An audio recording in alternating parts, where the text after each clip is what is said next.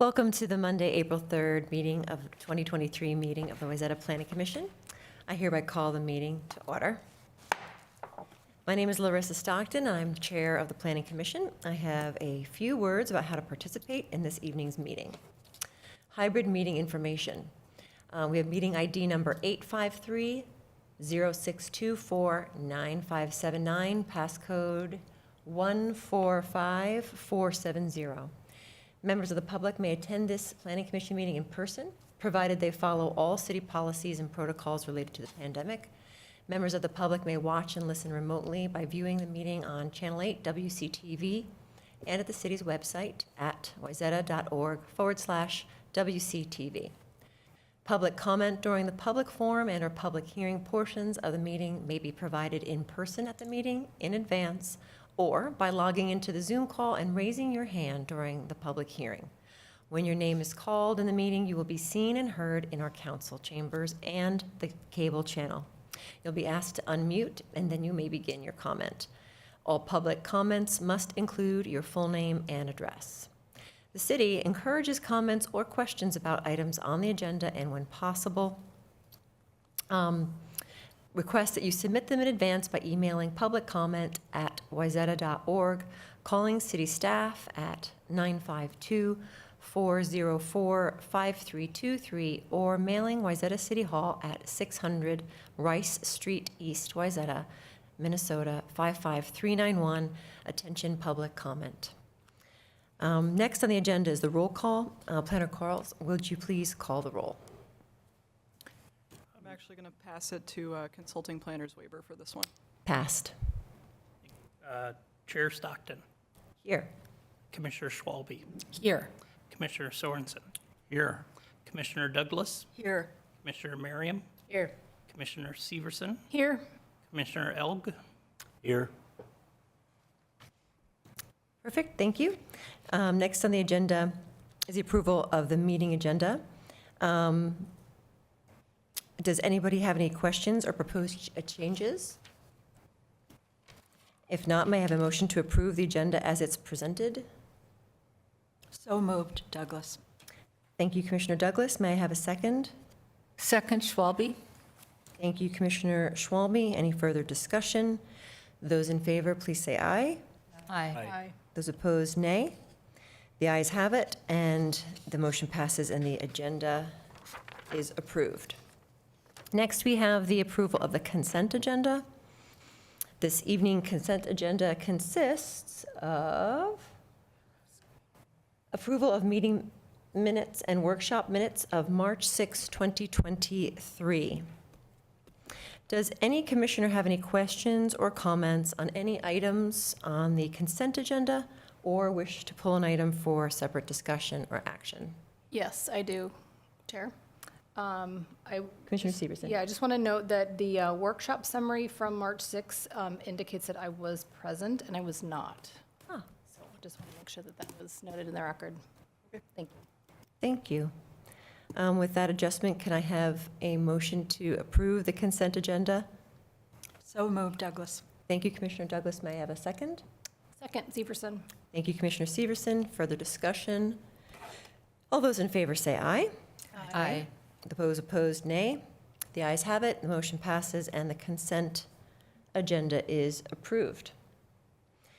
Next, we have our public hearing items. This evening, we have one public hearing, which is the consideration of zoning text amendment definitions and performance requirement updates.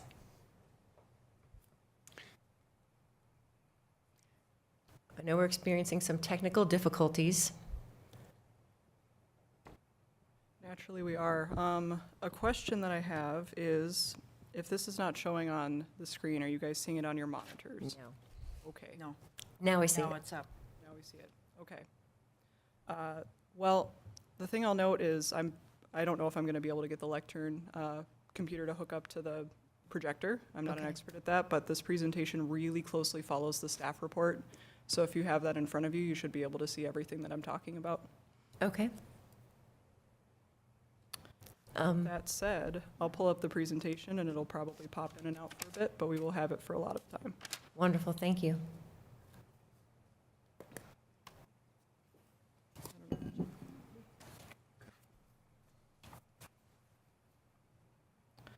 Okay, so as mentioned, we'll be looking at a zoning ordinance text amendment today for our definitions and performance requirements chapters. Those include chapters 902, 916, 917, 919, and 920. The applicant is the city of Wayzata. I am representing the applicant. I work for the city. I wanted to start by giving a quick acknowledgement to our zoning study task force. Whenever you see really complicated red lines like this, they always go through the task force first, often for multiple meetings. Those include representatives from the city council, a few members of the planning commission here, the HRA, the Energy and Environment Committee, and then our stalwart block of community members. And again, my apologies for this popping in and out. The basis for the packet of red lines that this group received is that, last summer we passed Ordinance 811, which was reorganizing and updating a big part of our zoning ordinance that generally affected each individual chapter for each zoning district, as well as creating a new chapter, Chapter 937. Notably, Chapter 937 created a whole new table of uses. Part of what we mentioned at that time was that we were creating a couple new umbrella uses, a couple new definitions, and that we would tackle those in the next round. The next round is here. So that's what we're talking about today. Those chapters, 902 is our definitions chapter. That's where a huge proportion of our updates are. 916 has to do with general building and performance requirements. 917, accessory buildings and uses. 919, yard, lot area, additional building regulations, and then 920, some updates to the parking chapter to bring everything into alignment. The goal of this work was to reduce conflict, both conflict that was introduced as a result of passing Ordinance 811 and conflict that has existed in our zoning code for a long time that we haven't necessarily had the capacity to tackle or to address. Through this, we're promoting usability for both the public. I firmly believe that when you open up your zoning code, you should at least have a fighting chance of understanding what's in there, and also for staff. It should not be a year-long learning curve to figure out what our zoning code is, and I hope that the people who come after me do not have to experience that quite as much. Along the way, we're implementing best practices. We're going to specifically talk in this round of updates about the difference between a CUP and a variance and how that shows up a lot. And overall, doing all of this work ends up advancing the city's goals at the heart of it. So I'll basically be going through each section of the staff report. I've highlighted what I think is either most important to this group or what might generate the most discussion. If there's anything else that comes up for you guys in your, I'm sure, very thorough review of the red lines, happy to talk about that as well. I would just ask that you bring it up at the end. So in terms of our two new definitions that have come up are personal fitness club and health club. These came into the discussion because our zoning code previously did not define gym or gymnasium or have anything to do with that. And that has become a more and more common proposed use and actual use throughout Wayzata. But we also recognize that there are different kinds of gyms. Personal fitness clubs, we broke out. These are the smaller gyms, the boutique gyms. They tend to be very class-focused. These might be yoga, small gyms, other boutique classes. And then the step above that is something like a health club. And the idea is that this is a larger facility. It's probably got, it's maybe a corporate type of gym, like an LA Fitness, a Planet Fitness, a Snap, that sort of thing. And the idea is that boutique gyms are not necessarily going to have the same parking demand as a larger facility that has a more constant stream of people all of the time. So those have been broken out both so that we have gym standards and also so that they can have separate parking standards. You'll notice within these two definitions there's a theme that shows up throughout the red lines quite a bit, which is giving examples of what we think a particular use is, or what we know a particular use is. One of the things that was fairly unhelpful about the old code is that they would either limit it to a select few examples or not have any examples at all. So we would be left with fairly jargon-y definitions, which we still have. We need to have a little bit of jargon so that we can, fight about it with our lawyers and everything.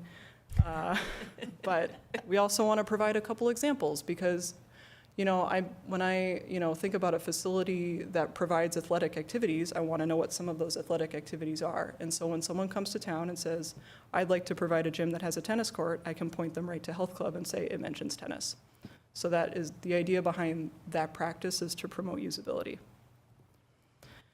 Personal services is a definition that we previously had that's been amended to become a little bit more inclusive. So the jargony beginning of this one is that commercial services that result in the physical delivery of a process to a person or a group of less than 10. But the clarifying examples are things like hair and nail salons, massage, spas, and similar uses. We used to have a lot of separate definitions for some of these uses, a lot of which were very outdated. Reducing salon, as if we remember that greatest hit, would have probably fallen under this. But the idea is that this encompasses a lot of similar uses that have similar impacts, whether that's in terms of parking, hours, what types of things, what sorts of districts we would want such a service to be located in, that sort of thing. And then the other advantage of going with a slightly more general definition in this space is that there's future market changes that we can't necessarily anticipate. We don't know what the next innovative practice in nail salons is going to be. And so we want to make sure that we have a definition that can account for whatever that's going to be without having to go back to the zoning code and amend it all of the time. And this is particularly important to Wayzata, where a lot of these health and wellness services are coming and often are on the cutting edge of what is new and interesting in that space. A new definition that's shown up in the code is places of assembly. The idea is that this is a building or part of a building that's used or designed for the gathering of 50 or more people for a lot of different purposes. This expressly replaces the church definition. And the idea is that there are a lot of different reasons you might gather a group of 50 or more people, roughly. It doesn't have to be exactly 50, but as long as that space is designed for around that amount. There are a lot of reasons people might gather. And so from a zoning perspective, we don't necessarily want to be discriminatory towards whether you're gathering for a religious reason or whether you're gathering for a reason that is not religious. This also has the advantage of being inclusive of all faiths. There are plenty of religions that don't necessarily gather in something that they call a church. So this is something that ends up being more inclusive in that way as well. I will also note that this is rooted in a federal law that was passed in, I think, 2000, called ARLUPA, and that's the acronym. And if anybody has any questions about that, I can give it my best shot. To finish out our discussion, or rather our overview of Chapter 902, service commercial is a use that is already listed within the C4 family of zoning districts, and it's listed in this provision. At least 50% of the building frontage on the ground floor along Lake Street must be used for retail or service commercial use and must comprise at least 50% of the ground floor building footprint. That is a hard and fast rule, and it involves math. And we didn't have a definition for service commercial for a long time. We have been going off of our best practice and our professional judgment in trying to figure out what uses meet the spirit of that particular provision. The idea behind that provision is that we want to make sure that Lake Street continues to promote foot traffic. That's really important, and that's why that went in the first place. Now, they didn't necessarily say you have to have 50% retail. It's really hard to do 50% retail in every single new building because the retail market is changing all of the time. It can be hard to hold down tenants. Sometimes these office-like tenants can be more stable. So what we ended up doing was writing a service commercial definition that was very focused on, if you're an office-like use, you just need to make sure that you're bringing in people. The sale of services on the premises to the public by appointment or by walk-in. The emphasis is really on in-person. And that also continues to clarify that priority of that 50% retail or service commercial doesn't just mean 50% retail or whatever. It means 50% retail or something that's going to drive foot traffic on Lake Street.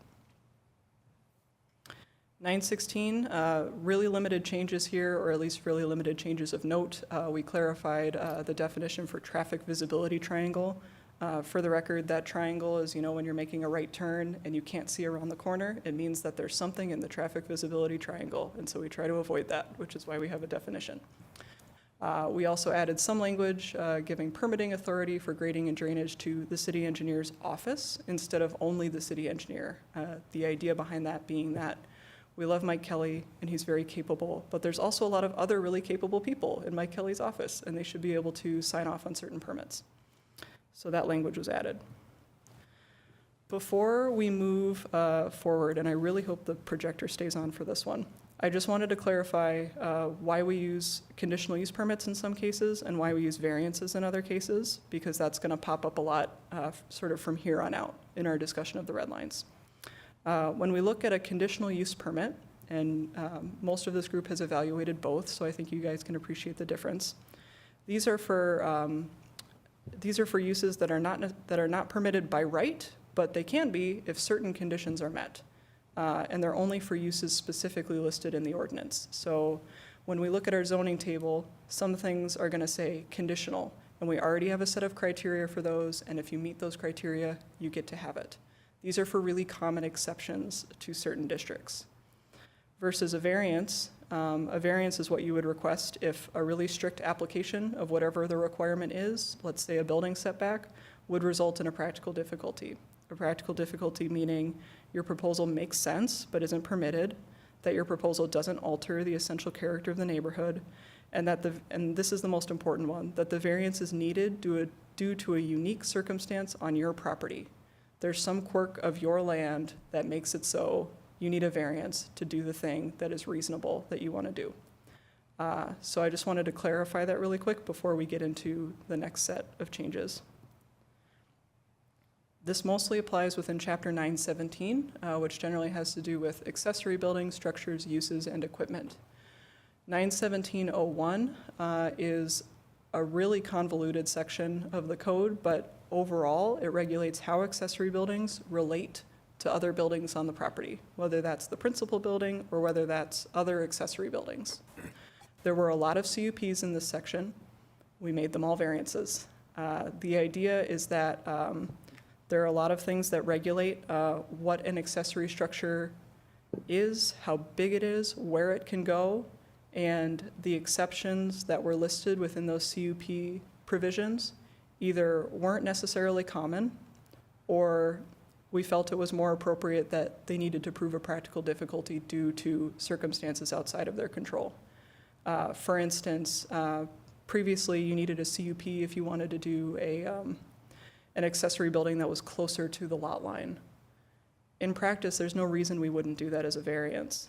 You know, the only reason you're trying to put an accessory building closer to the lot line is due to some issue with your property that is pushing it over there. And it should be on the applicant to clarify that. So that's a change that was made throughout this and really only applies to these very specific situations, but is something that we wanted to note. A couple of sections here were either edited for clarity or removed where redundant. I did want to note in section B, there's also a very tricky and tough to read provision having to do with how an attached garage might count towards the potential size of your accessory structure, because we regulate accessory structures based on the size of the principal building. It's a percentage. This particular passage has been really tough to administer, and in talking with people who have been here a long time, it's been really tough to administer for a very long time. And so we took a really critical look at, you know, whenever this was implemented, what do we think the goal was? Has it really given the outcomes that that goal might have wanted? And it was just unclear, trying to figure out what that goal was or what they were trying to achieve. This is specifically something that's trying to regulate size, and we feel that lot coverage, impervious surface, and that provision that I mentioned that relates the accessory structure size to the principal structure size, 917.03, we felt that that was sufficient, and that this was just adding confusion to the matter of how big your accessory building can be. So that is out. The other change in 917 is that there were CUP standards for CUPs within this section. Since we took out all the CUPs, we no longer need the CUP standards. So those are gone. Two things to highlight in 919. This is a section that actually hasn't changed very much, but I still wanted to highlight it. I'll just read it straight. The building height limits established in each zoning district shall not apply to the following list of uninhabitable items. We added uninhabitable, except that no such structural element may exceed 40 feet in total height or exceed the maximum height of the building by more than 5 feet, whichever is greater, except by conditional use permit. And then what follows is a list of what we would consider either low impact or decorative or architectural elements. We added uninhabitable because we wanted to be really clear that these things that are going to potentially stick up out of a building are not things that we put people in, because the impact of those goes up a lot more when it becomes an inhabitable space. Imagine if somebody wanted to add a penthouse or something. We would have a problem with that in terms of our height limits. 5 feet is highlighted because the task force had a discussion about whether this little extra allowance should be 5 feet or maybe 3 feet. We decided to keep it at 5 feet, mainly because of elevator penthouses. Those are just not super practical at a 3-foot height. And then conditional use permit is highlighted because we went back and forth on whether this should be a variance or a CUP, per our discussion just 2 slides ago, and decided that a CUP made more sense because the CUP comes into play if you want to build one of these items and you want it to be taller than 40 feet, basically. If you say, I've got a brand new building, I'd like to put a spire on it, I think that spire should be 50 feet tall. We go, okay, show us how it meets the criteria. If it does, you're okay, as opposed to trying to prove some sort of practical difficulty having to do with why your property has pushed you into needing a spire. So that's not a change, but it's just one that I wanted to highlight based on the previous discussion. The other change to 919 is that average grade plane comes up a lot, both in terms of this group and the applications that you deliberate on, and for all the applications you never get to deliberate on because they're just building permits. Staff works with this definition weekly or more and has found that generally people need it explained to them just about every time. And it's not because they're not qualified or they're not really good at their jobs, it's because it was a really tough to understand definition. And so we did 2 things. We clarified some of the common questions that we tend to get, and then we also added a diagram for when you're drawing your line around the building for how to calculate your average, where should that line go, basically, based on the language in the grade plane. So hopefully that does a lot for administration, but it also helps future planners understand how to administer this. Because if you don't understand it on the first try, it can be really tough to wrap your head around.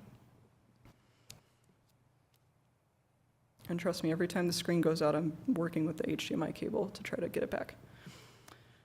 For Chapter 920, there are a lot of changes here, but they're actually just in one section, 920.11, which is the parking table. The idea behind this was to match our new use table in Chapter 937 with our new definitions, with the correct parking standards. So a lot of cross-coordination happening here. When we did get them to a new parking standard, we wanted to, where possible, create parking standards that were a little bit more precise and a little bit more flexible in terms of how to calculate parking for certain uses. And I'll get into the examples shortly. And then just as a note, the idea is to use data whenever possible for this. We had the distinct advantage of working with WSB on this, and part of their expertise is being able to check into what the Institute of Traffic Engineers has to say about something, or what other cities are doing and what's working and what's not working. So when you see specific numbers in here, that's based off of a lot of prior research, and that doesn't mean that we shouldn't talk about them, but just to note that we didn't just pull those numbers out of thin air. In terms of the changes to 920, just to note, car wash showed up in a lot of different ways. We've simplified it down to 2, car wash principal and car wash accessory. Also want to note that those are regulated by CUP standards in Chapter 937. So if someone wanted to build a new car wash in town, they would have to go through the CUP process either way. And there are extra standards related to parking within those standards. Personal services, as I mentioned earlier, is now a more encompassing definition of a lot of types of services. It's gone to 1 space per 200 square feet. That used to be based on the number of working stations. For instance, the number of hairdressers or the number of manicurists. Not all of those uses now necessarily have the working station model, so we decided to just go with square footage instead.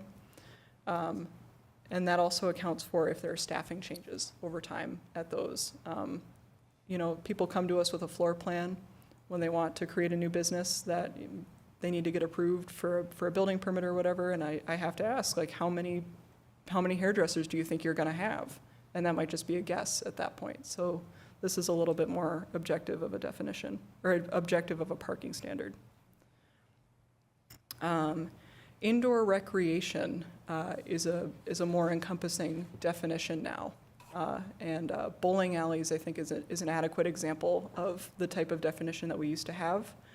A lot of specific definitions for specific ways to recreate indoors, and all of them had parking standards with them. So for instance, bowling alleys, you would calculate the parking by the number of lanes the bowling alley had, which makes sense when you think about it at first. And then you think about the fact that a bowling alley could have an arcade or a bar or a restaurant or whatever else people do while they bowl now.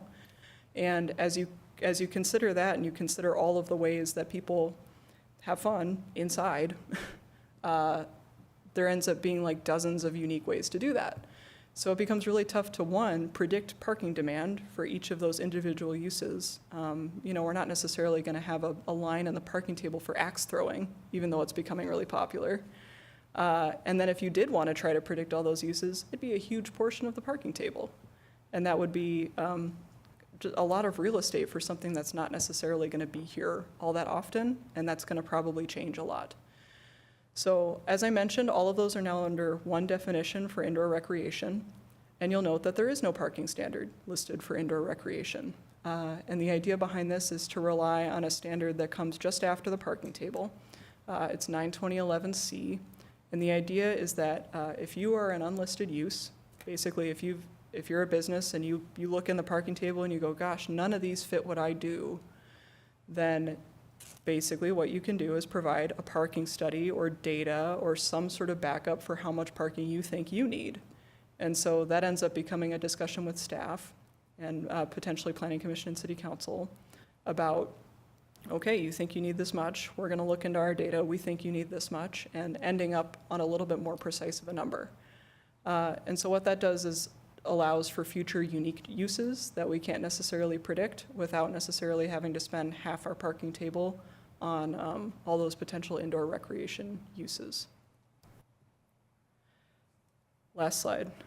I think the most, I don't know if I would call it the most consequential, but the most interesting change out of all of these is the one to food and beverage establishments.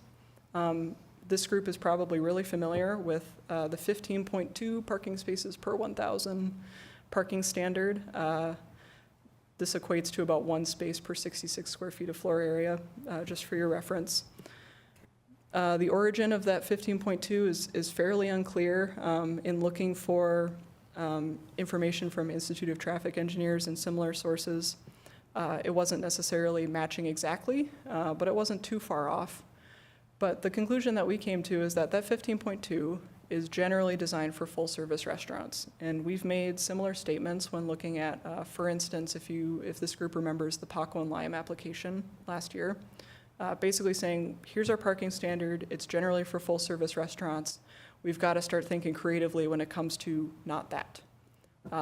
Like indoor recreation, there are a lot of ways to eat food in Wayzata. So this particular parking standard has been tough for smaller establishments or establishments that don't necessarily follow all the same ratios as a full-service restaurant, whether that means they have a larger kitchen or less to no seating, or maybe they're just takeout. So the idea is to come up with something a little bit more precise, and not with the goal of reducing parking requirements. That's not what we receive the direction to do from council or from the task force or any other group. All we're looking to do is to provide a more precise way of calculating the actual parking need for a lot of different types of restaurants. The task force, those of you who are on the task force will find this particular standard a little interesting because this isn't what we proposed to you guys the last time you saw it. Originally, we were trying to break everything into a class system, basically saying, full service restaurants are class 1 and, sort of middle-of-the-road restaurants are Class 2 and takeout only is Class 3.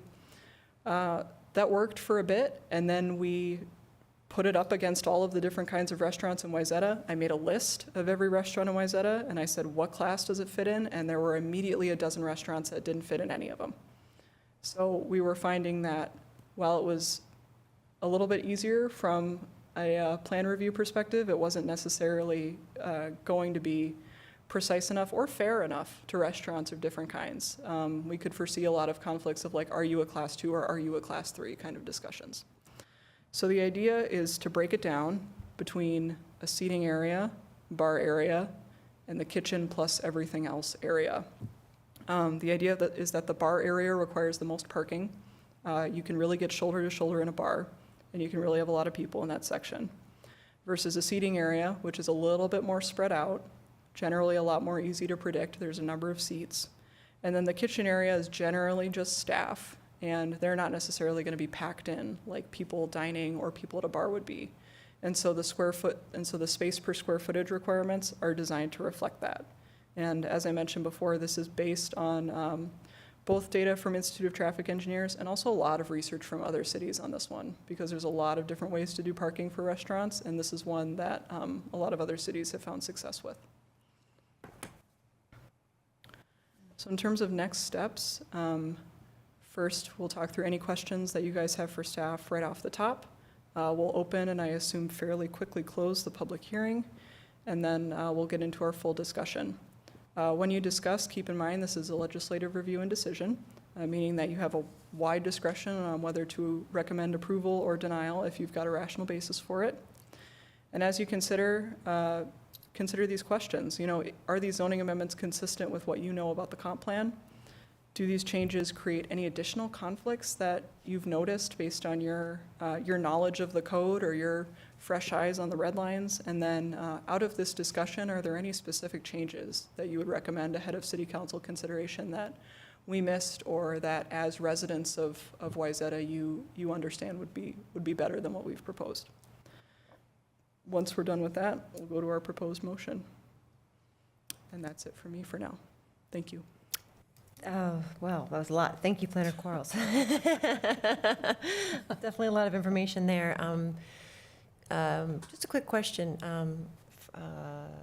Do we open a public hearing on this topic? We do, okay. At this time then, do we have any questions for Planner Quarles or staff? Commissioner? On section 919, you mentioned church minarets or spires. Can you have minarets or spires on other kinds of buildings? The way we've written it, it doesn't say you can't, but it can only go up to 40 feet.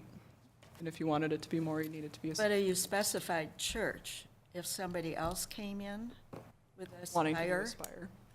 could they have a spire? Yes. They could. Yep. See, that isn't the way I interpreted it. I thought it only allowed church minarets or spires. Oh, sorry. I think Commissioner Severson might mention the same thing, but Planner's waiver just mentioned to me that church is crossed out. It's red Oh, line. it wasn't on your presentation. It may have been very thinly based on the Oh, font. okay, I I'm sorry. misunderstood that. I'm sorry, does because just I say thought minarets we or had said no church would be. Yeah. No, that is struck. Can I ask you some specific things on page 51 of our packet? Sure. Section 917, my questions are mostly regarding that. Can I look at your, page 51 it was, 917.01 A and D. You say that, okay, with the exception of a garage or a guest or caretaker's house in the R1A zoning district, no accessory building or equipment may be placed within a front yard. Why are we allowing it at R1 and 1A, or did I read that wrong? That is because R1A and R1 are typically the lots that have shoreland along Lake Minnetonka. Our definition of a front yard is the front of the house Oh, yeah. to the street. And when you are placing structures, closer to the lake, because of, that's how you'd want that, you end up with a very large front yard.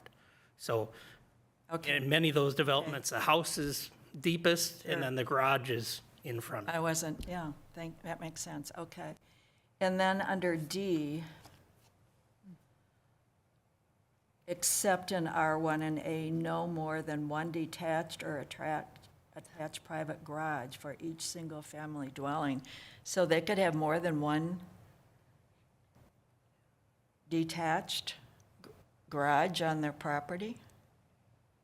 They can, and there's a couple factors at play here. One is that overall, they tend to be extremely large lots where the impact of Right. having more than one structure might be less. And the other was that our goal in putting all of this together was not necessarily to take away existing rights from certain properties. This is one that was already in the code, so we aren't necessarily striking it and removing that ability for properties in already R1 there? and R1A to do that. Yes, it was already there. Okay. Could I expand on that? The other part is, as we stated on why we struck out B, the lot coverage still applies. And so Right. you get 10% lot coverage, that's all buildings. So that's a factor that may affect, well, it definitely affects the total size of all your buildings, but it might also affect the number of buildings. Okay, and then under 91703, accessory size, should you start within those cases where the standards are exceeded, the total of all accessory buildings shall not exceed 50% of the gross floor area? So if you had a one-story house with 3,000 square feet, you could have 1,500 square feet of accessory buildings?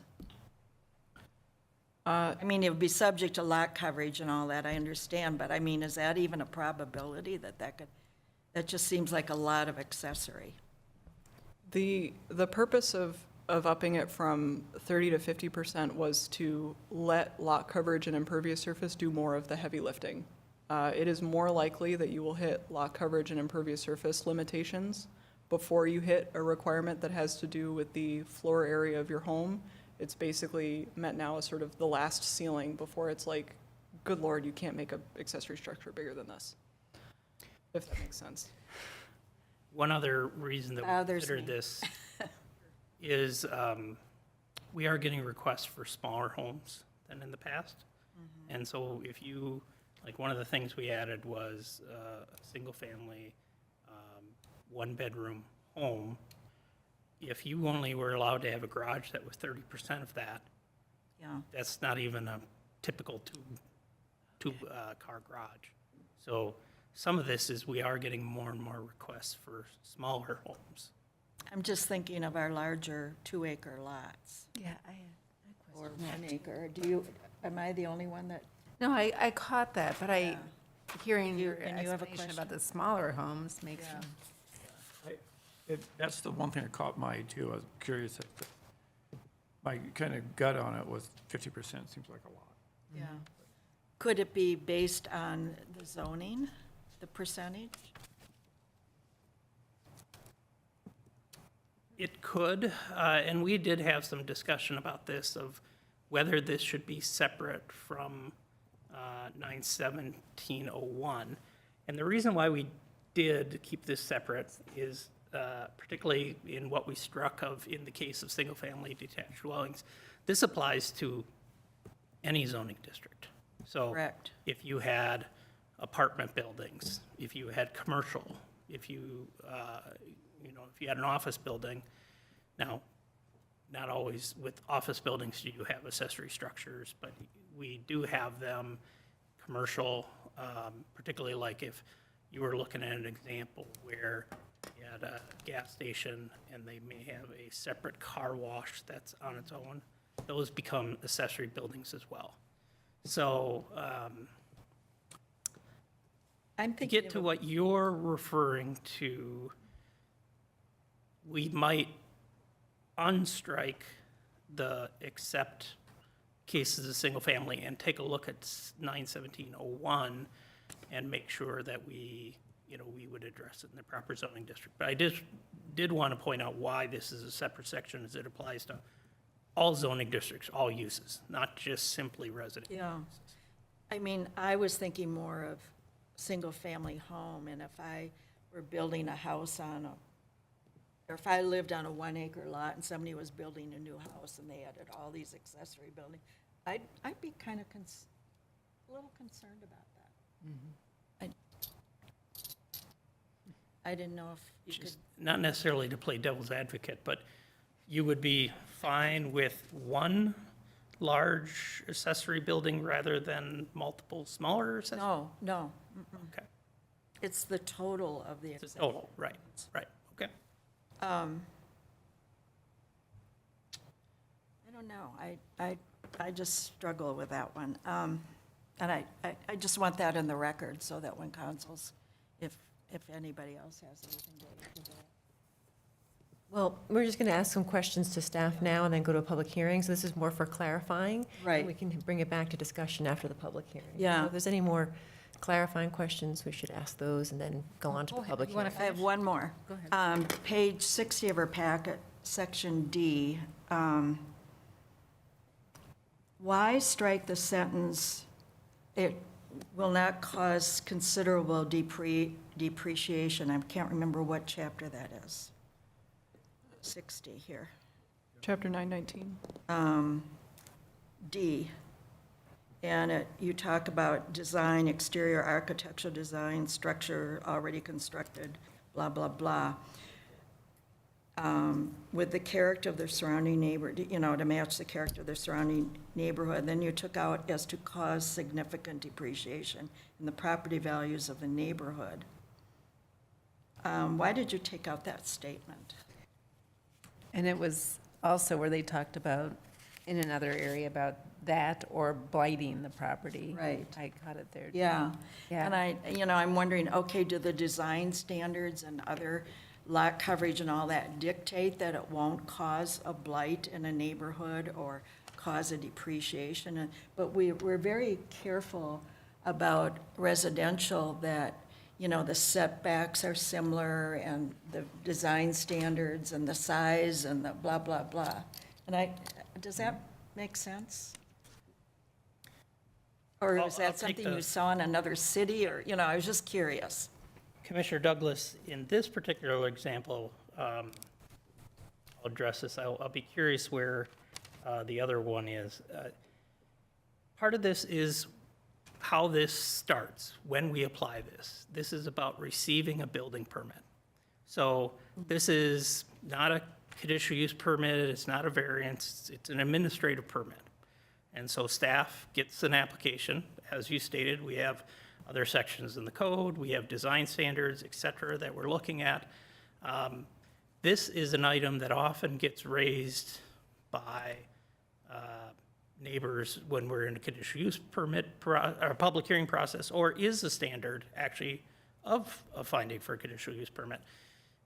Since at this point, this would be a permitted use, not a conditional use, we struck that process because there's no neighborhood review of a building permit. If that use would have needed a variance, a design review, a conditional use permit, then that would have been the time to make that finding of whether it had a depreciation of the property values, and that could have been a reason to either impose conditions or deny the request. So a large part of it is how a building permit is issued and that it's an administrative permit. So if someone wanted to build something and they thought they met all the standards and they could just go straight to a building permit, this would apply in that instance? Yep. Whereas the other cases, it would come before us first? And one of the criteria for a conditional use permit is determining if there is Okay, adverse effect to the neighborhood or depreciation of Okay. property value. okay, thank you. That's all. But that's, again, where I'd be curious if you found that somewhere else, It may have been because if there is a conditional use permit process, well, that's already one of the criteria, and then it's just redundant. Okay, okay. It just kind of raised a red flag when I read Yeah, that. I can't remember where it was, but it was the same wording, except it said blight as the second one. The first one was decrease property values, and that was crossed out there as well. And I thought, well, aren't we concerned about that as well? We often hear that. And I wondered if it was because it's hard to define whether it will decrease property values. But We can look for that unless there's, I have some yes, questions, more questions? unless somebody else does. Go ahead. Commissioner Marion, go ahead. Well, mine, I guess, on page 31, I was looking at, there are a couple things about health clubs and personal fitness clubs, but on page 31, there's a definition of health clubs. Let me go back to that.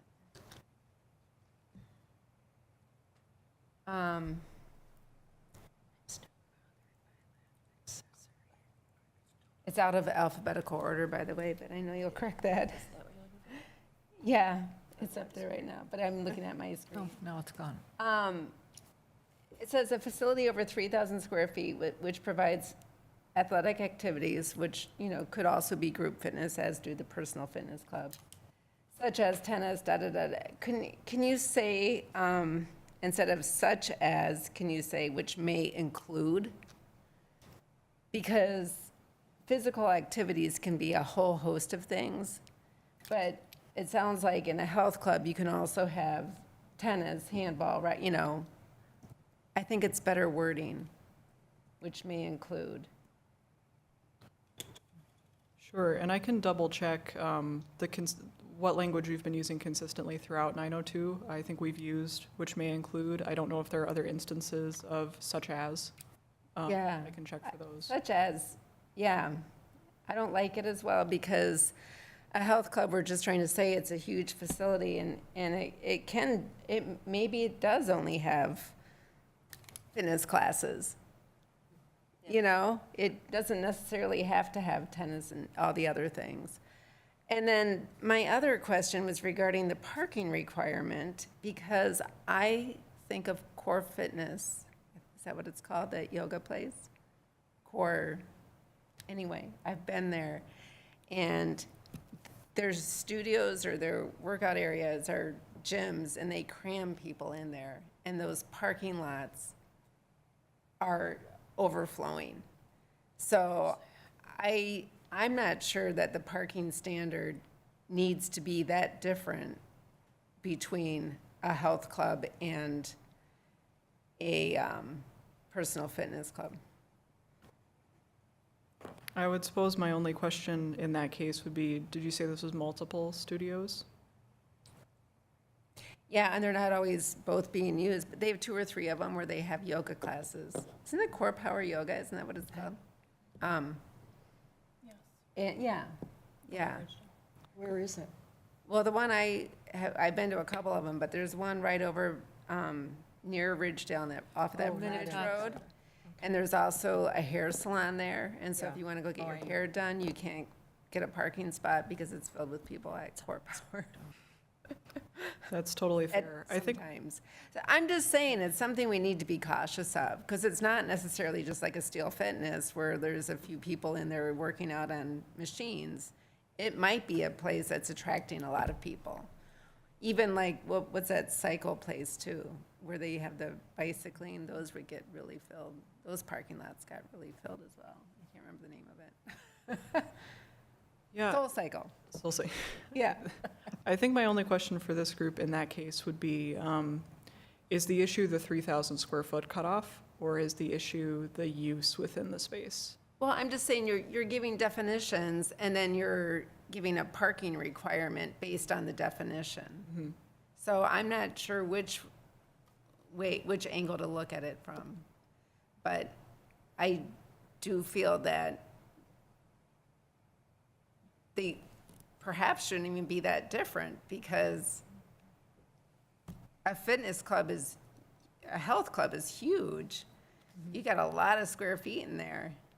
And people, if there's like a basketball court, there's a lot of feet right there, and there might be only 8 people playing basketball, you know? Well, I understand your point of, are they so different that one's 1/3 of the parking requirement than the other? But, you know, the health clubs, there's close to where my office is an LA Fitness, or not an LA Fitness, a Lifetime in St. Louis Park. And, you know, they have multiple classes going on at the same time. They have multiple games going on at the same time. I mean, they have a parking ramp and it's still completely full. I do get your point, though, of should there be as you know, so distinct, you know, as I said, 1/3 the parking requirement for one compared to the other. I think there's some merit to reevaluating that. Great. Do you have any, oh, yes. The other thing I saw was under animal clinics on page 21. And maybe it was caught in the final draft. I never went forward ahead and looked, but you've got, on page 21, you have animal clinic, and then you also have animal clinics, hospitals, or kennels. I mean, it looks like you can just get rid of animal clinic, correct? Or are they different? I believe the difference there is actually a quirk of the use table. The difference in whether a clinic allows, I think, kenneling or not is different in different zoning districts. And so we've got a definition for each of those that corresponds with that line in the use table. Fair? But the animal clinic is listed in both. Yes, so you could have an animal clinic in, say, both of those zoning districts, but you might only be able to have an animal clinic plus kennel in another one. Okay. But to continue on that, we didn't find a, you know, the parking demand is that different between the two, but it was two different uses as Planner Quarles had said that they're allowed in 2 different zoning districts, but don't have that different of a parking impact. So we only list them once in the parking table. I'm just confused why animal clinic is listed in both definitions. I So mean, it's either one or the other. we wanted animal clinic that would be able to be a clinic that doesn't provide grooming or daycare. So it's kind of your traditional, just licensed vet checking on pets, compared to animal clinic, hospital, or kennel could provide the same services, but now they are expected to also board animals or have daycare or have grooming in addition to it. So it's 2 different definitions to make that distinction. But how can the same words have 2 different definitions? That's what I'm getting at. It's the same 2 words, and they have 2 different definitions. I think we need to choose.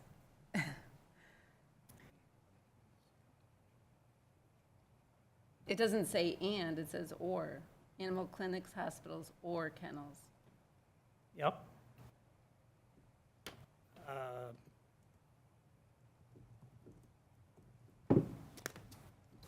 We can look at that. Yep. Okay. Any further questions? One more. Perfect. Average grade plane.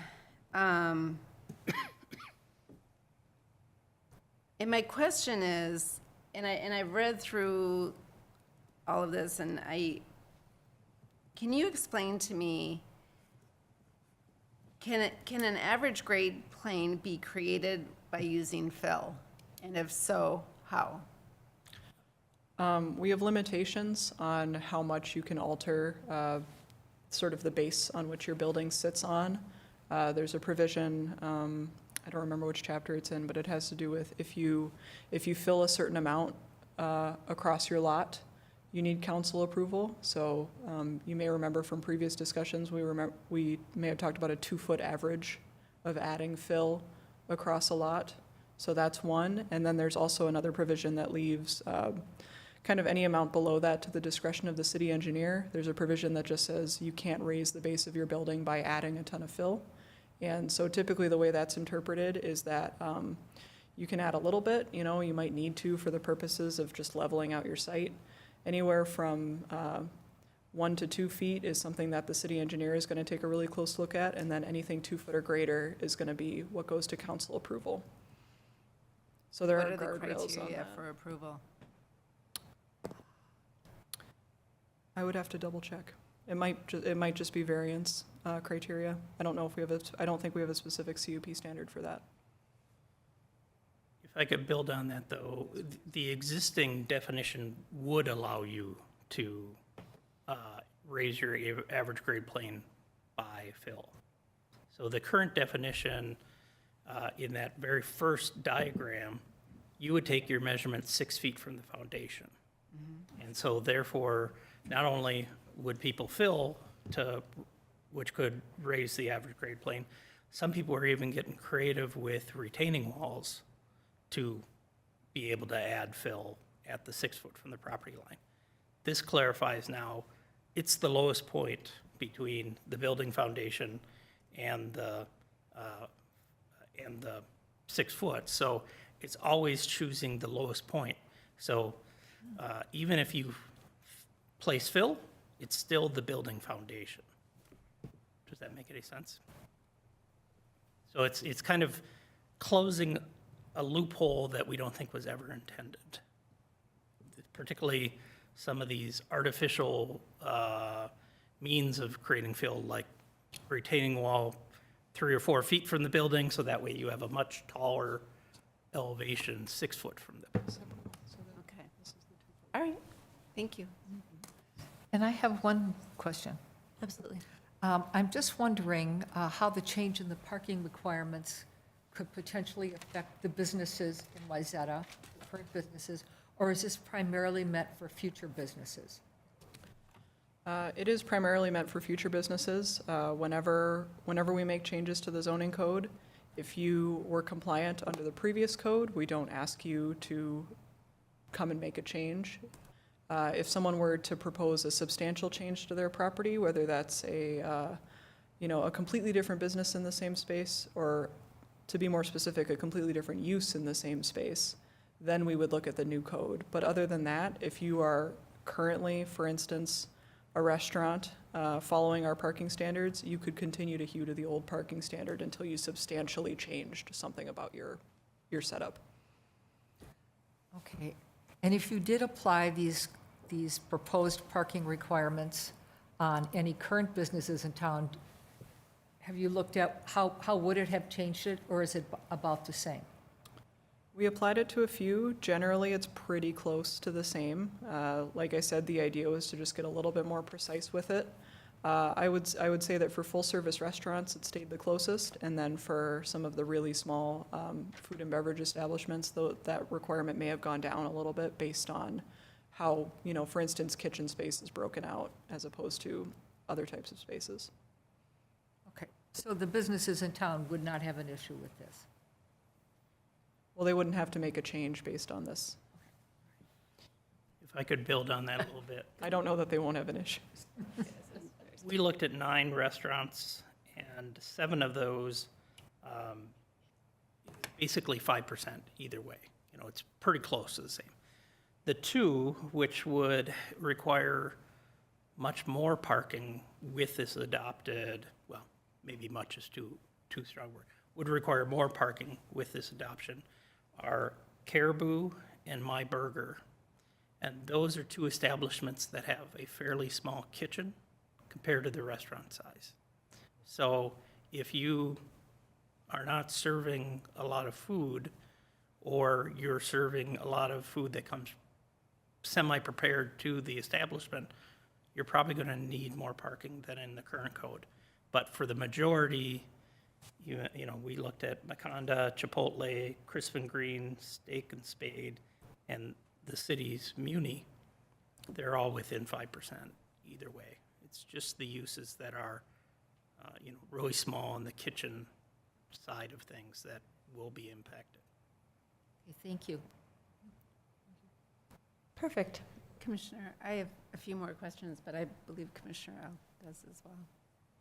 I just wanted to clarify, you suggested that if it was a change in use, but what if they are enlarging their bar, doubling the size of the bar, you know, making a major floor plan change in the restaurant, would the parking, would these parking regulations come into effect?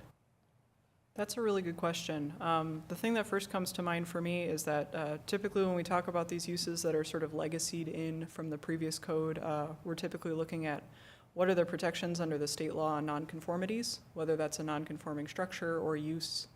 My initial thought was that it would only be important if the footprint were to change for a current restaurant. I don't know that we would. It would probably be a little bit more of a policy decision to decide whether we wanted to recalculate it. At the same time, we wouldn't know if certain restaurants decided to do that unless they pulled a building permit. So I don't know that that specific situation will come up for us, but I will look into what the best answer to that would be. Good questions, yes. Okay, I'm sorry, I meant chair before, but I know my questions are with things that really haven't changed in the zoning code, but they caught my eye in this review. And the first one is on page 24, the definition of clear cutting. And did that change when we changed our tree ordinance, the definition of clear cutting? Because it says here, the removal of an entire stand of trees and/or vegetation. I know that was, well, I know clear cutting was included back in 2015 when we first adopted the tree preservation ordinance. I would have to check through kind of the numerous times that we've amended that ordinance since if we tweaked this in any manner. But I know that was added back in 2015. And I know that the tree ordinance was recently examined, Yeah. including the definition of clear cutting, which is probably why this came up, and I'll double check to make sure that our base code is perfectly correct. When we pulled everything from the most current version of Unicode and then went back and added in all of the ordinances that haven't been fully integrated into Unicode, and it's possible we missed clear cutting, so I will check on that. Okay. And then the definition of fence, and I never realized this because we've never looked at it, it includes a continuous row of plantings or a hedge, which there are plenty of hedges that are taller than the fence code allows. So maybe that should be removed from the language. I don't know. It's fair, and as the main administrator of the fence code, there's a lot to unpack with the fence code, and we're going Okay. to do it as part of the zoning study later this year. So in terms of, there are a couple topics throughout here. Signs didn't get changed when we did these, fences didn't get changed when we did these code changes, because those are going to be changes here. Okay. And hardship is in there. We don't have hardship anymore, do we? Lots to discuss. Practical difficulty. Okay. All right. I may have more, but I'm done for now. Well, those are great questions. If there's no more, we can go to the public hearing. And before we do so, a few comments. The public hearing is a time to listen to the community about the approval requests we're considering. It's an important part of our official process that allows the public to participate. Questions asked during the public hearing will be held until the end of the hearing and may be addressed by staff at that point. With that said, I will now open the public hearing on, I gotta scroll Tried my best to give you a reference. to the agenda. So I get the right words. Oh, here it is. There's only 111 or something, 12 pages. On consideration of zone text amendment definitions and performance requirement updates. Okay, as there is no one in the room, may I ask, Planner Quarles, if we have any members on Zoom, any of the public? We do not. Excellent. Then I guess if there's no one, we can close the public hearing. Wonderful. Public hearing is now closed. So I think now is a good time for us to ask any further questions of staff or have discussion amongst each other on what we've uncovered so far.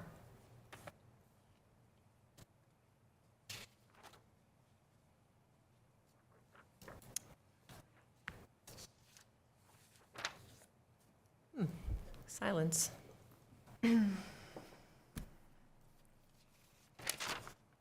think so far we've, identified that there's a question around the actual density with different definition of health club versus a fitness. So that's been identified as something worth looking into further. And that kind of makes sense, right? There may be a density for personal fitness that doesn't occur when you have a basketball court, right? So thinking of it from that angle. And the clarification on the definition for clinic, for animal clinic, and whether or not the terminology of boarding needs to be highlighted more and distinguished from the other definition of clinic that's provided. Were two items that we highlighted in particular. I like the fact that we've gone through and ran some examples on the parking with actuals in existence. That helps to clarify whether or not new restaurants and businesses opening up will be taking the spots of existing businesses, right? So that's quite good. And also moving away from the class system to the square footage, to looking at commercials. It's a commercial one, right? The commercial space. Wait, service commercial? Do I have that right? Chair, the no, that class was in system person. for food and beverage. Yes, yeah, I wrote that wrong. Which makes sense because of the various kitchen sizes and various use plans. And then, of course, the question came up with regards of whether or not there's a change in use that's substantial within the existing plan and how that's handled. Anything else that stands out that's worth noting? Commissioner Sorensen? Yeah, Madam Chair, I would concur with some of the comments from fellow commissioners about the accessory building size, the change we made from it being 50% to the gross principal building area versus the 30 we had before. In the case of a single-family home, I just question if maybe, that would be, if sticking with 30% would make a little more sense, I think. If there's any question about it, err in the side of caution is a better approach. And unless there's, more explanation to that to understand it better, I'd be more comfortable if we, recommended that going back to 30%. Might a scale work in that situation where it scales up as the lot size grows? 50% on a half-acre lot is a lot more than 50% on a 2-acre lot. I mean, I guess that doesn't. It is hard to work either, imagine but- the visual impact. I'm finding myself as to what it would, how it would actually be applied on different lot sizes. It's simple math, but I'm still having a hard time envisioning it myself. If I may, Chair. Sorry? If I may. Yes, please. I think one of the things to keep in mind is that there's two different standards that we're tying some sort of percentage to. When it comes to the size of the lot, no matter how big the house is on it, we're looking at lot coverage, which even our maximum for lot coverage is only 35%, and that's on our smallest lots. I'm sorry, it might even be 30% in R3A, I'd have to double check. Anyway, that's the maximum for even our smallest lots. Once you get up to our largest lots, we start getting into the 10% range for lot coverage, so the footprints of all of the buildings. So those are the ones that are tied to lot size. This particular provision in 91703 is the only one that's tied to home size. Just to clarify. Okay. So the sliding scale aspect is kind of handled in the lot coverage, essentially, because it's 10% at a larger size, right? That was our thought, is that the cap is already at whatever the lot coverage is for that site, and that this restriction is an additional one. Right. So hearing it again, it sounds like we're kind of accounting for that within the lot size, lot coverage. And then when we move to when we move to the actual accessory dwelling unit itself, it's based on the home itself on that lot. So it's, And I'll specify that that's for accessory structures. This particular Yes. standard, when it comes to ADUs, we have a separate limitation on how large those can be, and it's actually much smaller. yes, okay, yeah. Go ahead. Right. Can I ask a question about that? So then, what would be another typical accessory structure, aside from a garage, that would come to play in this situation? Yeah, good question. Sure. People in Wayzata often get creative with what these types of structures might be. You might see a garage. You might see somebody's home office is sometimes in a separate structure. A really nice shed, a sauna. I'm sorry, I've been corrected. It's sauna, according to some people. Not according to most. But there are many things that could be an accessory structure besides a garage. A garage is typically the largest out of all of those. You wouldn't necessarily have a 500 square foot, home office or something, but other than that, there are a couple. Okay. So they're for primary use of these structures are primary use for the property owner. Yes, they're accessory to whatever you're doing on the property, which is generally living on it. Yes. Art studio, woodworking shop. The difference between that and an ADU would be that it's not being lived in. Yes, and so the standards are a lot more relaxed if you're not living in it when it comes to, is this going to be a habitable structure that someone is going to be spending a lot of time in? You may remember our setbacks got greater, our size limitations went way down, all that stuff. And that's back in chapter 937. I have a couple. Commissioner Miriam? Thank you. On page 56, 919.04 regarding yards, and it talks about setbacks. Number 2 talks about things that are not considered encroachments on yard setbacks. And the word uncovered was removed from porches, which implies to me that a porch could encroach in the setback, whether it's covered or not covered. And I'm not sure why, because as a neighbor, I don't know that I'd want someone else's porch closer to my yard. That's a great catch, and I agree with it. So Okay. we can unstrike uncovered. Since Okay. that's in the vein of what we're trying to achieve. The idea is that if you have something that's at a low level in line with your first floor, not that high up off the ground, it's okay if that gets a little closer to the property line. And I think striking uncovered would fit with that. Well, I think we were clumsy in what we intended. We had moved uncovered in front of all the items. Oh, And, I think so we never intended for covered porches to qualify here. We moved the uncovered to the front, so it qualifies as terraces, stoops, whatever it is. All of those items need to be uncovered. So I think that's a good catch. We need to rework that language to make sure that it applies to all of those features. But it was not our intention to now allow covered porches to qualify for this exception. So thank you for that catch. Okay. So, and the same with uncovered terraces. So no terrace or porch. Maybe that's what I should be getting at. No terrace or porch. Oh, wait, no, we don't want them to encroach. So they shouldn't be listed there at all, right? No, Well, our intention always was that an uncovered porch, as it is now, is Oh, It's, once it becomes a three-season porch or a four-season enclosure, those should not meet the exceptions. okay, all right, well, So we were trying to say anything that's got a roof okay, all right, doesn't meet this exception. all right. Commissioner Sorensen? Well, just, so Laura, on that same topic, so are we saying that you can build an uncovered deck or porch, you can encroach on the setback as long as you're 5 feet from the property line? It's that would actually that be- you can encroach that would 5 be- feet into the setback, I believe. Oh, Depending on, well, let me double check.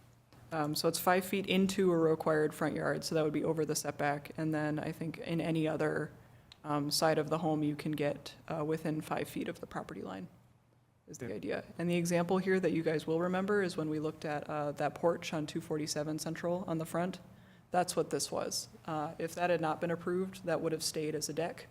And since it was approved, it's becoming a porch, because she sought a variance for the porch. So- and in that situation, it's not encroaching on somebody else's property. Right. It's just closer to the road, which is less of a concern to me. So I don't know if there's any wording that addresses that. I think the idea is that we just allow a limited encroachment into the front yard. At the end of the day, we don't necessarily want people building decks really close to the street, and we don't necessarily want, just substantial encroachments in the area where people can see the most. So if someone wanted to build a deck that went that much further across their property line, we would be looking for a variance. Go ahead. So again, just to clarify, but on a side yard setback, so say it's a 10-foot setback. So you could, according to this, you could build your deck or porch up to 5 feet of property line. So could your neighbor. Yeah. So you'd be decks would be 10 feet apart. You could do that. Do we think that's a good idea? That one might be up to the choice of the individual neighbor, whether they want to share that kind of space. But just to clarify, this has been allowed for Right, decades. yep.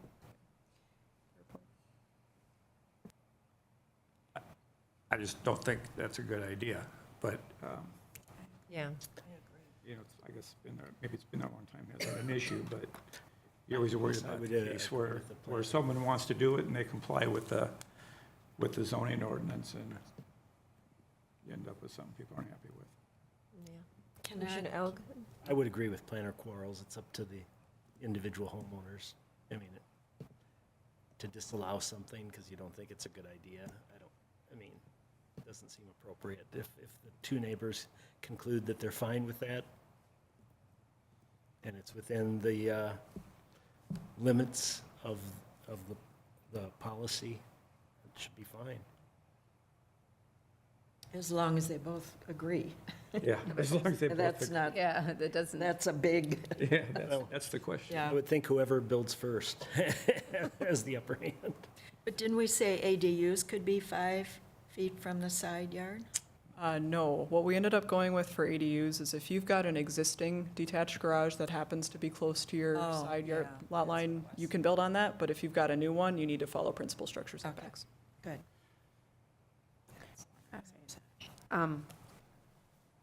Chair, if I may. Yeah, Commissioner Miriam, please. Lodging, definition of lodging on page 32. Any building or portion thereof occupied as the more or less temporary abiding place. What is more or less a temporary? What is that?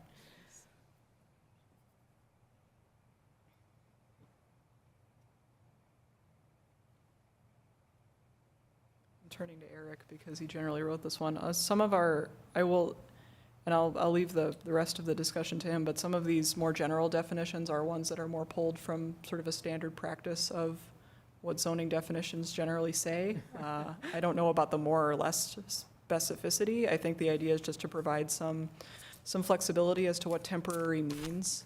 I think there are a lot of different interpretations as to what temporary can be. I think generally we go with 30 days or less, but I'm not 100% sure. We remove those three words? As Let's leave, I have no issue with. could take it out. those 3 words. Okay. We can do that. And then on page 32, same page, lot base.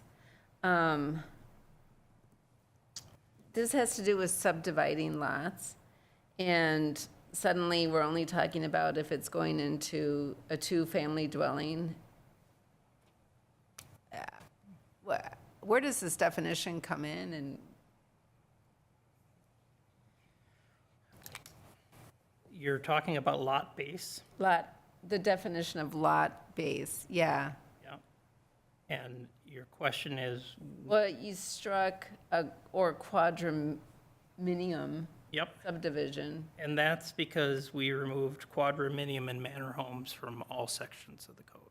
Okay, so So it's- are we now implying that it only pertains if a lot is being subdivided into a 2-family? That is correct, because townhomes and multifamily have different standards. We, as staff, had lots of conversations around many of these standards. 2-family dwellings can be, well, 2-family dwellings are common to be owned by separate people, and we don't get into tenure, whether something's ownership or something's rental. So, there may be a property that it's a single property with a 2-family structure on it, and then they filed a CIC plat, a condominium plat essentially, and that's how the ownership gets distinguished. So it's just kind of a holdover. Quadraminiums previously would have allowed to do that. Anything over 2 units in a structure now either fall under the definition of a townhome or multifamily, and they have their own separate regulations. Okay, all right, as long as it all makes sense, because I'm not even sure where that definition comes into play, so. Yeah, it comes into play really on allowing people different types of ownership structures in 2-family units, 2-family buildings. Okay. And then satellite dish on page 37. I just want to make sure all things are covered here. I gotta look at it myself.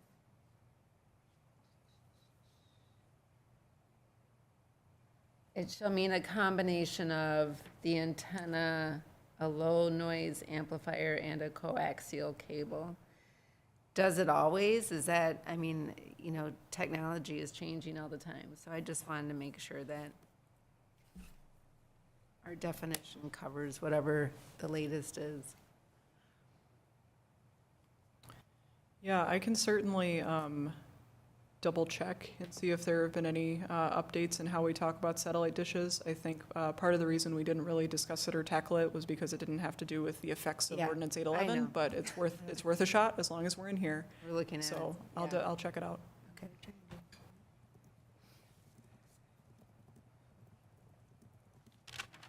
I don't know, I think that's it. Oh. Page 58, usable open space.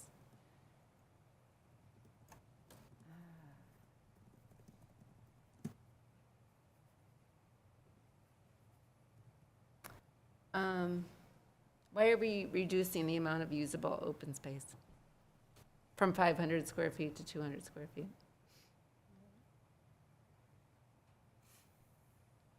I'll start, and Planner's Waiver can finish it out.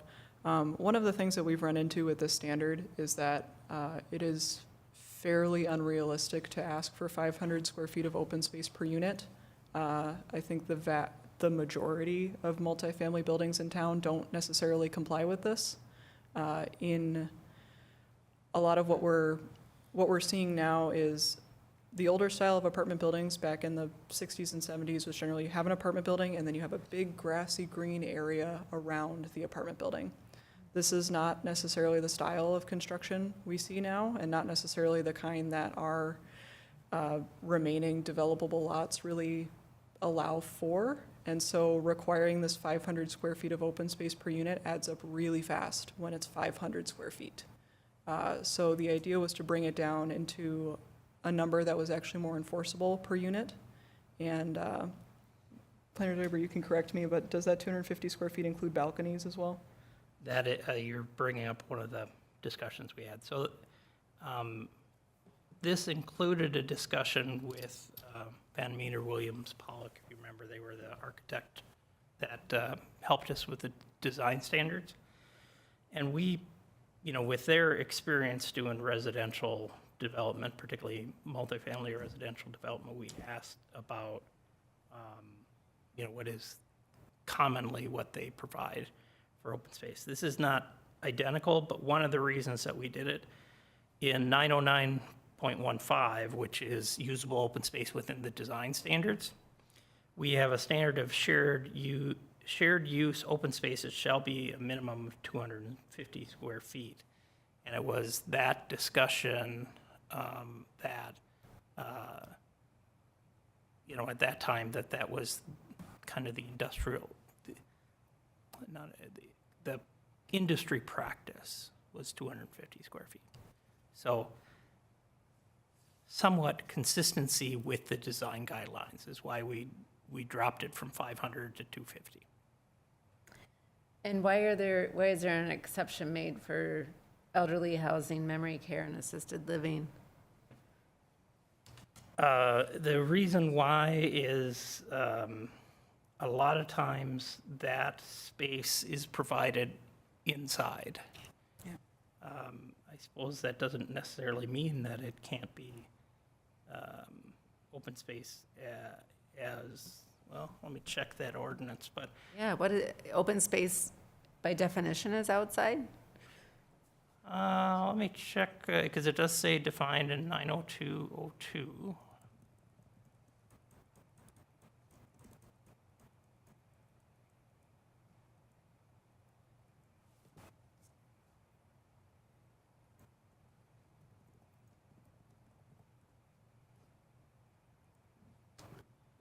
I'll get into the weeds for a moment. The way it's described is a required ground area or terrace area on a lot, which is graded, developed, landscaped. Landscaped tells me that it's outside, and graded tells me that it's outside. It doesn't explicitly say, yep, it does. It says such areas shall be grassed and landscaped or covered only for a recreational purpose. So generally pointing towards outside.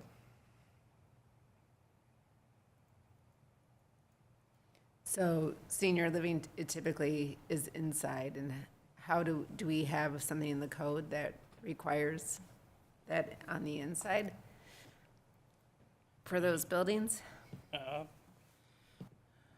Let's go back and look at 937.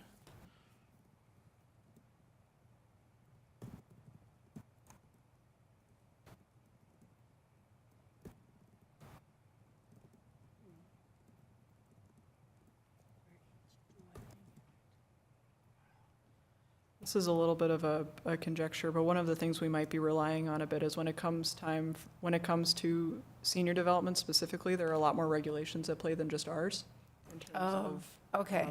how buildings have to be designed and built. I don't know what Right, the state that's true. requirements are around common spaces. I would have to double check, but my first thought is that I don't necessarily know if it's necessarily the city's role in those instances to mandate that. It may already be mandated by the state, but I can't confirm. Okay, all right. So that's why there's an exception, is what you're saying. For the outside, For the outside, yeah. yeah. Okay, thank you. So if you had a 12-unit multiple family dwelling, you'd have to have 3,000 square feet of open space outdoors? You can see how 500 square feet added up really fast. Well, even 3,000 in a downtown environment like Wayzata, Mhm. that's a lot. Yeah, so what that No wonder they can't afford to It's do that. Develop it, really, because of the cost of the land. No, it's fair. And one of the, I will note that in our design standards, one of the things we ask for is like, provide these kinds of common areas, whether that's a nook in the building or a similar thing. I would think that a lot of the more downtown buildings would be looking to provide that kind of space maybe up higher within the building, if not on the ground floor. But the idea is just to make it easier to meet instead of saying 500 feet, that's a wash, Yeah. Commissioner Sorensen? No?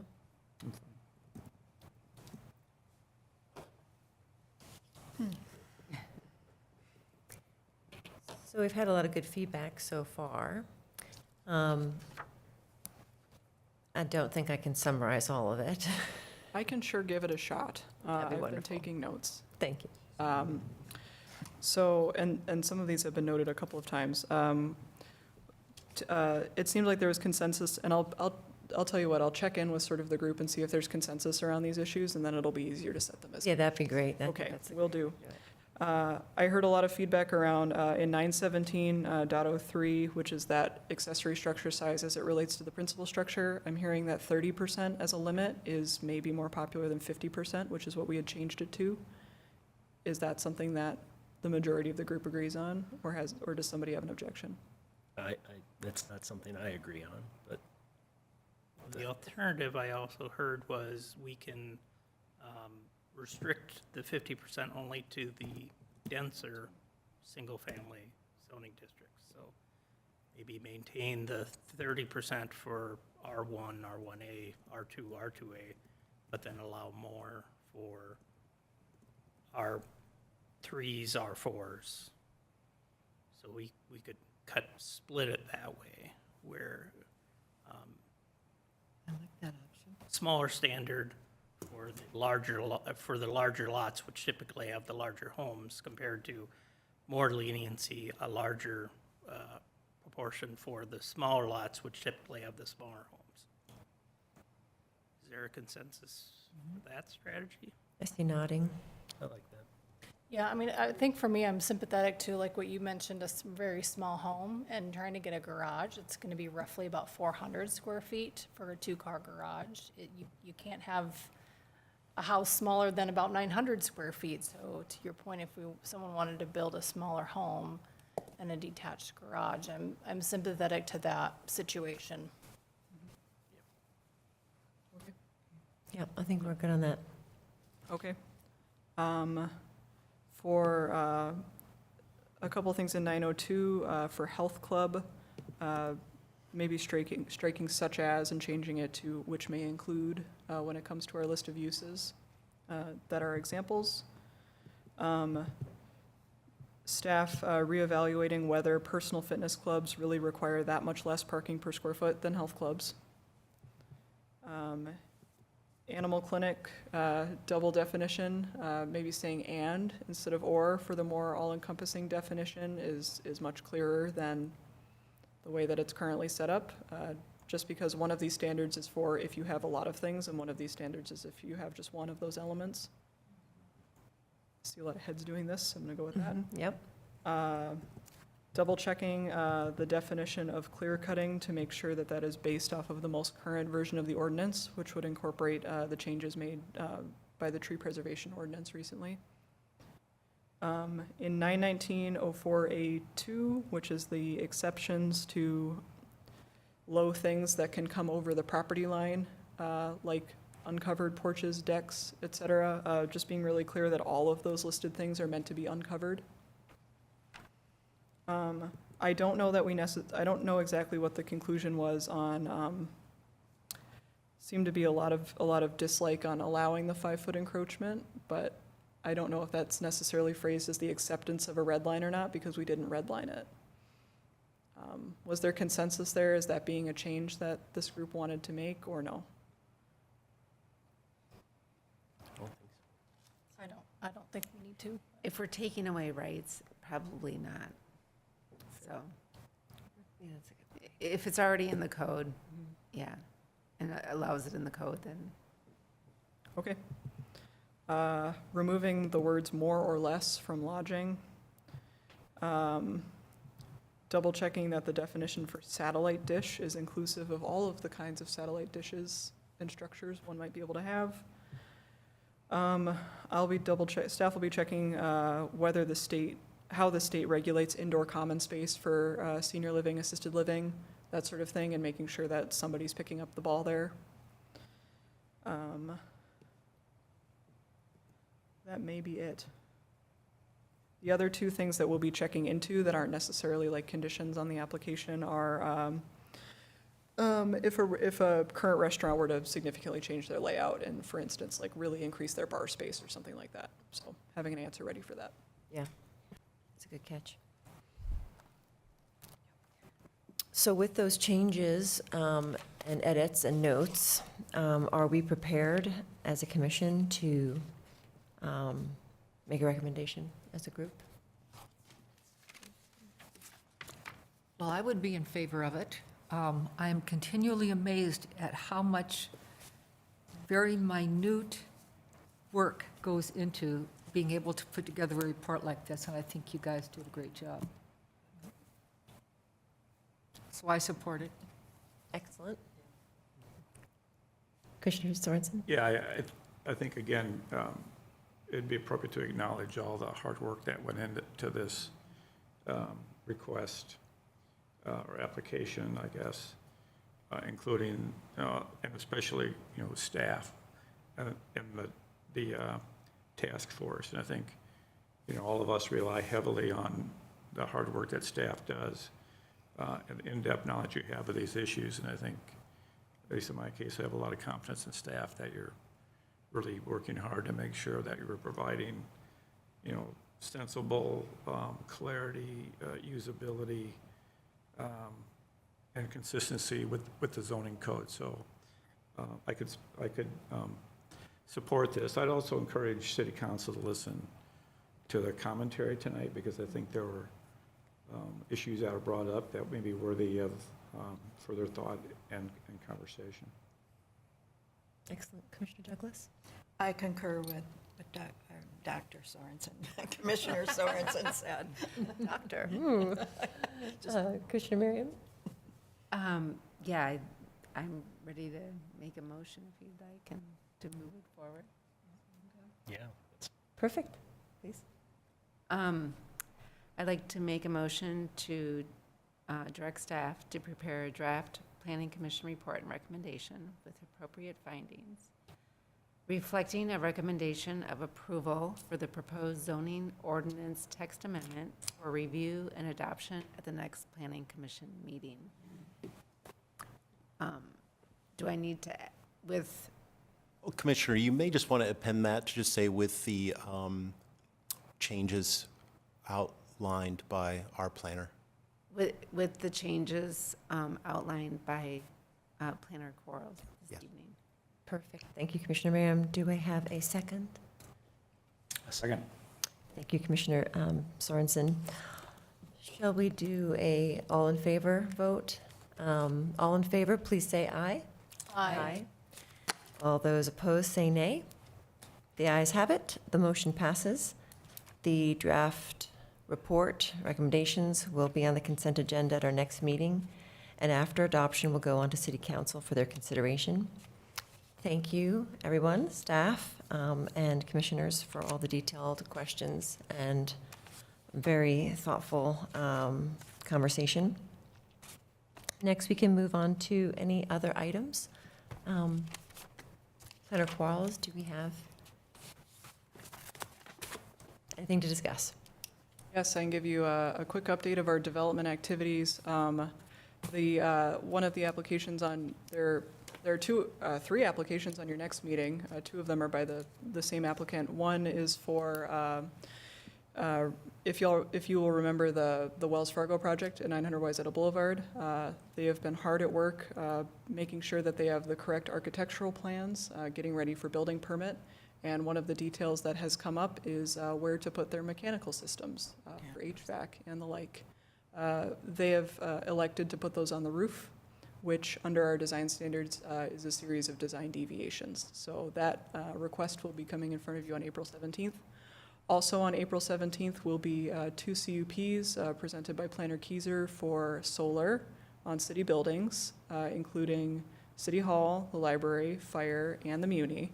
But that's actually only two CUPs because it's only two addresses. So those will both be in front of you. And then after that, I don't know what's precisely on the exact next meeting, but I will note that the application for 200 Lake Street, the TCF building, has been deemed complete and is going to be coming on the Planning Commission schedule, I believe, in May. I'm not sure whether it's the first or the second meeting, but that will be back on the menu, so look forward to that. Exciting. All right, well, I think if there's nothing more, we can adjourn tonight's meeting. Thank you, everybody, for your participation. And concludes everything, and may I have a motion to adjourn? I'll make a motion to adjourn. Thank you, Commissioner Severson. May I have a second? Second, Schwalbe? Thank you, Commissioner Schwalbe. Further discussion, all those in favor say aye. Aye. Those opposed, nay. The ayes have it. The motion passes, and our Monday, April 4th, 2023 meeting of the Planning Commission is adjourned. Thank you.